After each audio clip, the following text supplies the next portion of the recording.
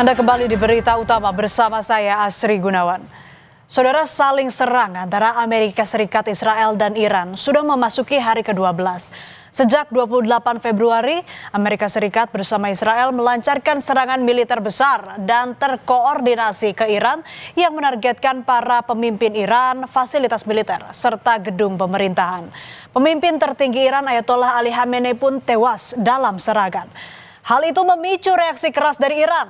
Rudal dan drone mulai disasar ke Israel, termasuk pangkalan militer Amerika Serikat yang tersebar di negara-negara Teluk. Perang pun semakin sengit. Tapi pertanyaannya, mau sampai kapan perang ini dibiarkan berkecamuk? Perang Amerika Serikat dan Israel dengan Iran bukan tanpa konsekuensi. Biaya yang dikeluarkan sangatlah mahal. Misalnya saja, dalam sepekan pertama serangan Amerika Serikat ke Iran, biaya operasi militer mereka melonjak hingga menelan biaya 101 triliun rupiah. Sementara pajak yang ditanggung Amerika Serikat dari biaya perang diperkirakan mencapai 15 triliun rupiah per hari. Biaya ini mencakup operasional 2 kelompok kapal induk serta pengerahan pesawat pengebom siluman B-2 Spirit yang menelan biaya terbang hingga 150 ribu dolar Amerika Serikat per jam. Tak hanya Amerika yang babak belur karena mengeluarkan dana fantastis untuk perang, Iran juga mengalami banyak kerugian. Sejak serangan pertama gabungan Amerika Serikat Israel, infrastruktur energi, pangkalan militer, serta ratusan bangunan rumah hancur hingga memaksa warga sipil untuk mengungsi. Banyak nyawa juga melayang, diperkirakan lebih dari 1.000 jiwa tewas dalam serangan Amerika Serikat Israel.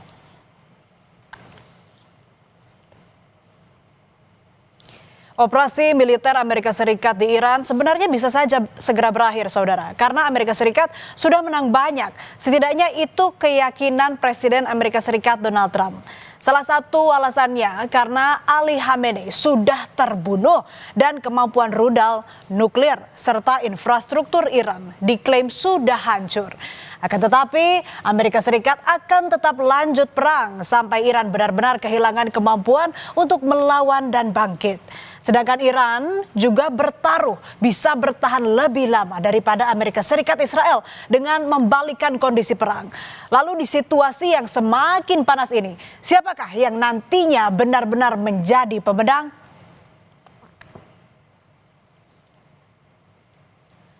Melawan serangan Amerika Serikat, Iran langsung menutup Selat Hormuz yang menjadi jalur vital perdagangan maritim. Garda Revolusi Iran menyebut sekitar 300 kapal tanker minyak besar dan kapal kontainer tertahan di kedua sisi Selat Hormuz. Iran mengatakan konsekuensi bagi pasar global dan para pelaku internasional akibat penutupan Selat Hormuz menjadi tanggung jawab Amerika Serikat dan Israel. Penutupan Selat Hormuz berbuntut panjang. Jalur vital ini mengalirkan sekitar 20% pasokan minyak dunia, sehingga penutupan Selat Hormuz berpotensi memicu lonjakan harga minyak dunia. Hal ini bakal mempengaruhi stabilitas ekonomi global. Jika harga minyak dunia melambung, ekonomi dunia berpotensi terguncang. Sejumlah negara pun mulai pasang kuda-kuda, termasuk Indonesia. Pakistan merespons ancaman krisis akibat perang dengan menghentikan kegiatan sekolah selama 2 pekan dan memberlakukan hari kerja dalam sepekan kecuali perbankan. Pakistan juga memangkas konsumsi bahan bakar di seluruh departemen pemerintahan.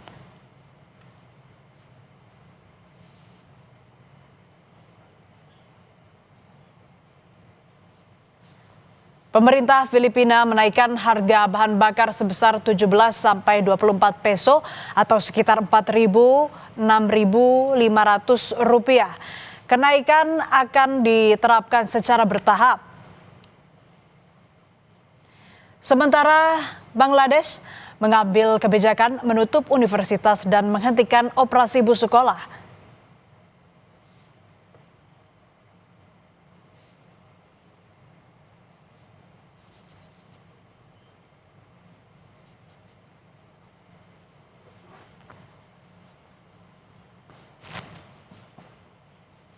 Myanmar merespons dengan menerapkan sistem penjatahan bahan bakar untuk kendaraan pribadi sejak Sabtu 7 Maret lalu.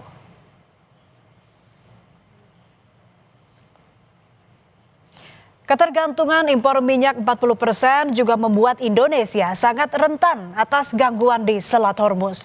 Namun, Menteri Energi dan Sumber Daya Mineral atau Menteri SDM Bahlil Lahadalia memastikan cadangan minyak nasional masih cukup hingga 20 hari ke depan. Tapi tak dipungkiri, potensi lonjakan harga minyak global akan terjadi. Sebelum serangan, harga minyak Brent berada di kisaran $73 Amerika Serikat per barrel. Namun dalam skenario perang 1 hingga 2 minggu, harga minyak Brent berpotensi naik ke 90 sampai dengan $100 Amerika Serikat. Bahkan bisa menembus $120 Amerika Serikat jika konflik berkepanjangan. Sampai dengan hari ini tidak ada masalah.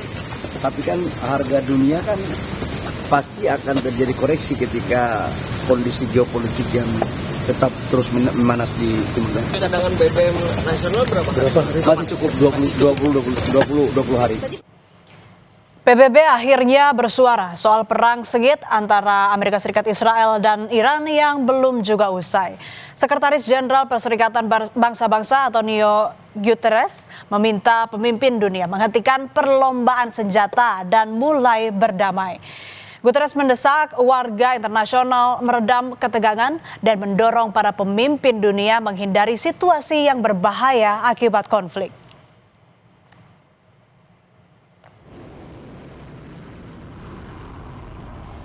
Presiden Rusia Vladimir Putin juga ikut andil untuk mendorong perdamaian. Ia menelpon Presiden Amerika Serikat Donald Trump agar perang dengan Iran segera diakhiri. Putin juga mendorong agar dilakukan jalur mediasi yang sudah dilakukan antara para pemimpin negara-negara Teluk dengan Presiden Iran.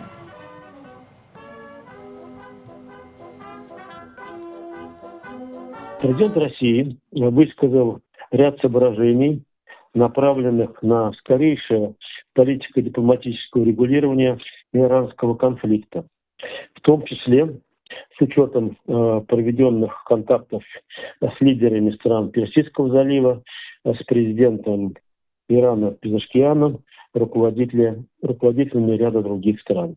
В свою очередь, президент США дал свою оценку развития ситуации в контексте ведущейся американо-израильской операции. Namun, alih-alih menerima saran Putin, Trump malah balik menangis dengan meminta Rusia menyelesaikan perang dengan Ukraina terlebih dahulu.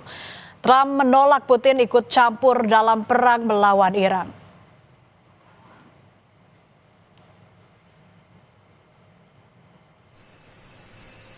Go ahead. Yes, I had a very good call with President Putin. We were talking about Ukraine, which is just a never-ending fight. We obviously talked then about the Middle East, and he wants to be helpful. I said, you could be more helpful by getting the Ukraine-Russia war over with. That would be more helpful. But we had a very good talk, and he wants to be very constructive. Tiongkok lewat Menteri Luar Negerinya Wang Yi juga mendorong agar perang Amerika Serikat Israel dengan Iran segera dihentikan. Wang Yi mendesak semua pihak kembali ke meja perundingan. Tiongkok menegaskan kekerasan bukan solusi, melainkan bisa menimbulkan krisis baru. 不应该发生的战争，也是一场对各方都没有好处的战争。中东的历史已经反复告诉世人，武力不是解决问题的办法，兵戎相见只会增添新的仇恨，酝酿新的危机。 Presiden Amerika Serikat Donald Trump mengklaim perang melawan Iran akan segera berakhir. Alasannya karena Trump mengklaim telah melemahkan kekuatan militer Iran secara signifikan. Trump bilang berakhirnya perang sebagai awal dari negara baru.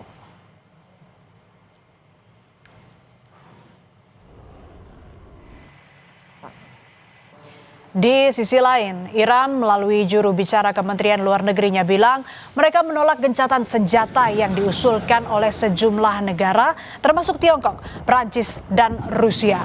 Iran percaya diri mereka masih unggul dalam perang melawan Amerika dan Israel. Iran bersikukuh keputusan berakhirnya perang sepenuhnya ada di tangan mereka, bukan ditentukan ikut campur tangan negara luar.